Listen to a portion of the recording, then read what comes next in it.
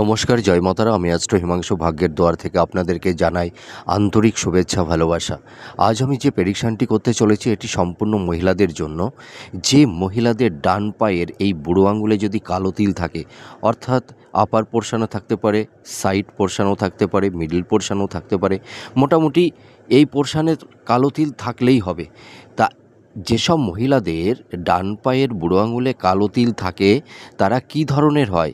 এরা ভীষণ রোমান্টিক এবং এরা ভীষণ আর্টিস্ট কোয়ালিটির হয়ে থাকে। আর্টিস্ট কোয়ালিটির মেন্টালিটি হয় এদের, এবং এরা সাধারণত লাভ ম্যারেজ করেই বিবাহ করে এবং এদের দাম্পত্য জীবনও কিন্তু সুখের শান্তি তে এরা কাটাতে পারে।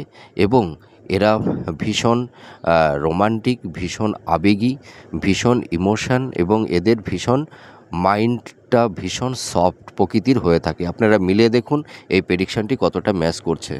নমস্কার, জয় মাতারা।